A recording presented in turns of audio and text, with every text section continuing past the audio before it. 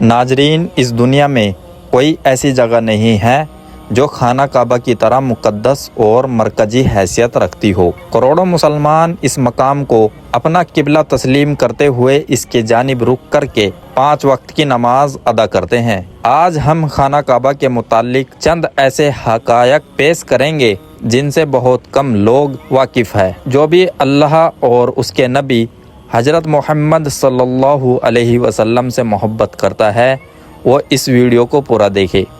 انشاءاللہ بہت کچھ نیا جاننے کو ملے گا۔ اور ویڈیو شروع کرنے سے پہلے اگر آپ چینل پر نئے آئے ہیں تو حق اسٹوری چینل کو سبسکرائب کر دیں اور ساتھ میں موجود گھنٹی کو بھی دبا دیں اور آل پر کلک کر دیں۔ شکریہ۔ ناظرین، خانہ کعبہ کئی مرتبہ تعمیر ہو چکا ہے۔ خانہ کعبہ جس طرح آج ہمیں نظر آتا ہے یہ ویسا نہیں ہے جو حضرت ابراہیم علیہ السلام اور حضرت اسماعیل علیہ السلام کے دور میں تعمیر ہوا تھا۔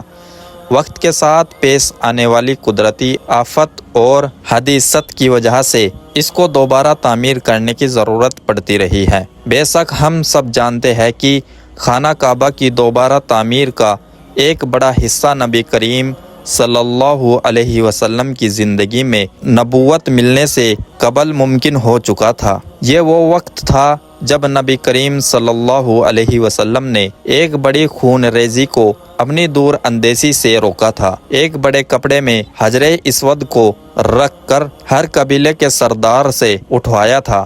اس کے بعد آنے والے وقت میں کئی مرتبہ خانہ کعبہ کی تعمیر ہوتی رہی ہے۔ آخر میں خانہ کعبہ کی تفصیل سے آرائش 1996 میں ہوئی تھی، جس کے نتیجے میں بہت سارے پتھروں کو ہٹا دیا گیا تھا اور بنیادی کو مضبوط کر کے نئی چھت ڈالی گئی تھی۔ یہ اب تک کی آخری بڑی تعمیر ہے اور اب خانہ کعبہ کی عمارت کو پہلے سے کئی زیادہ مضبوط تصور کیا جاتا ہے۔ اس کے 2 دروازے اور ایک کھڑکی ہوا کرتی تھی۔ دوبارہ تعمیر کیے جانے سے قبل خانہ کعبہ کا ایک دروازہ اندر داخل ہونے کے لیے اور ایک باہر جانے کے لیے استعمال ہوتا تھا۔ ایک زمانے تک خانہ کعبہ میں ایک کھڑکی ہوا کرتی تھی۔ خانہ کعبہ کی جو شکل آج موجود ہے اس میں صرف دروازہ ہے، کھڑکی نہیں۔ ہم لوگوں نے خانہ کعبہ کو ہمیشہ کالے رنگ کے کسوے اور سونے کے دھاگوں میں دیکھنے کی ایسی عادت ہو چکی ہے کہ ہم اس کو کسی اور رنگ میں تصور بھی نہیں کر سکتے۔ یہ روایت اباسد یعنی جن کے گھر کا رنگ کالا تھا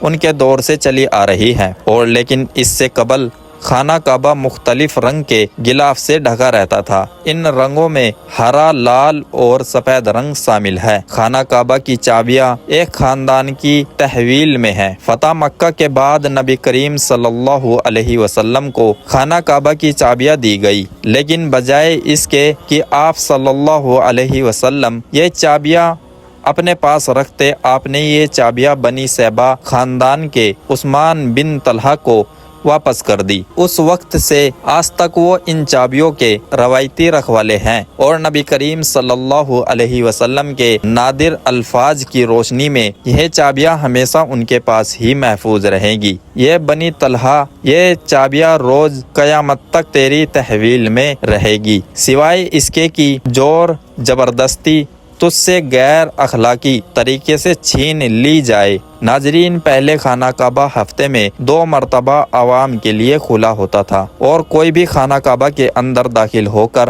عبادت کر سکتا تھا، لیکن موجودہ زمانے میں زائرین کی تعداد زیادہ ہونے اور دوسری وجوہات کی بنا پر خانہ کعبہ کو اب سال میں صرف 2 مرتبہ کھولا جاتا ہے اور اس میں اعلیٰ شخصیت اور خاص مہمان ہی صرف داخل ہو سکتے ہیں۔ خانہ کعبہ کے آس پاس طوافی کی جا سکتی تھی۔ خانہ کعبہ کے وادی کے نچلے حصے میں ہونے کی وجہ سے دیگر مسائل میں سے ایک مسئلہ یہ تھا کہ جب بارش ہوا کرتی تھی تو وادی میں سیلاب آ جاتا تھا۔ یہ مکہ جیسے شہر کے لیے کوئی انوکھی بات نہیں تھی، لیکن یہ بات دوسرے مسائل کی وجہ بنتی تھی۔ اس وقت یہاں سیلاب کی روک تھام اور نکاسی اب کا نظام موجود نہیں تھا۔ بارش کے آخری دنوں میں خانہ کعبہ پانی میں آدھا ڈوبا رہتا تھا، لیکن کیا اس وجہ سے طواف کعبہ روکا؟ ہرگز نہیں۔ مسلمانوں نے کعبہ کے ارد گرد طوافی کر کے طواف شروع کر دیا۔ خانہ کعبہ کے بالکل اوپر جنت میں ایک اور خانہ کعبہ موجود ہے، اس کا ذکر قرآن پاک میں بھی آیا ہے، اور نبی پاک صلی اللہ علیہ وسلم نے بھی اس بات کی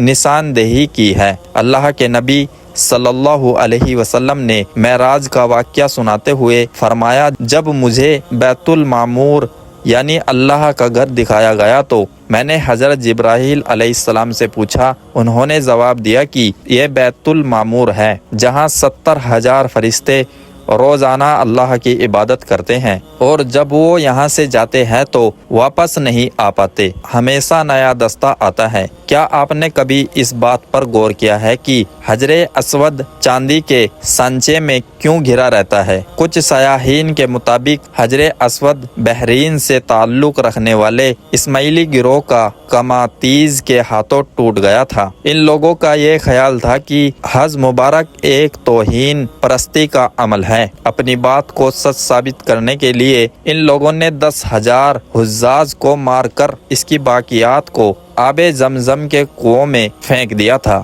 یہ غیر انسانی عمل کافی نہیں ہے، یہ شیطان حجر اسود کو عرب کے مشرق میں لے گیا اور پھر عراق کے شہر کوفہ لے گیا، جہاں اس کے عوض تاوان وصول کیا۔ جب ان کو مجبور کیا گیا، جب اسے واپس کیا گیا تو یہ ٹکڑوں میں تھا، اور اس کو یکجان کرنے کا صرف ایک ہی طریقہ سمجھ آیا تھا کہ اس کو چاندی کے سانچے میں رکھا جائے۔ کچھ تاریخ دانوں کے مطابق اس مقدس پتھر کے کچھ حصے آج بھی کہیں گم ہیں۔ خانہ کعبہ مکعب کی شکل کا نہیں ہے۔ مکعب کی شکل سے مشہور خانہ کعبہ دراصل مستطیل کی شکل کا ہے۔ خانہ کعبہ کبھی بھی مکعب کی شکل کا نہیں تھا۔ اس کے اصل زاویے کے مطابق یہ ایک آدھا گول حصہ ہے جس کو حجر اسماعیل کہا جاتا ہے۔ نبی کریم صلی اللہ علیہ وسلم کو نبوت ملنے سے پہلے جب خانہ کعبہ کی دوبارہ تعمیر ہوئی تھی، تب قریش نے اس بات کی حامی بھری تھی کہ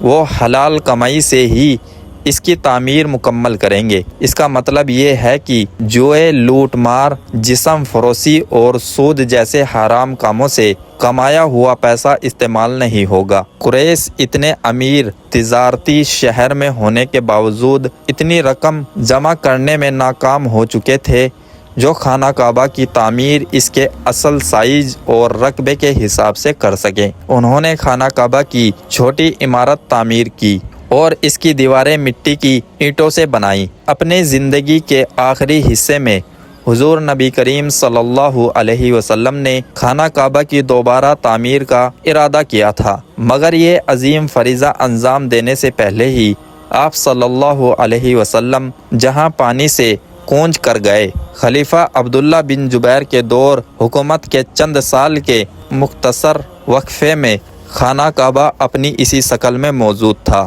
جس میں نبی کریم صلی اللہ علیہ وسلم نے دیکھا تھا۔ تو آج کی اس ویڈیو میں تھا بس اتنا ہی۔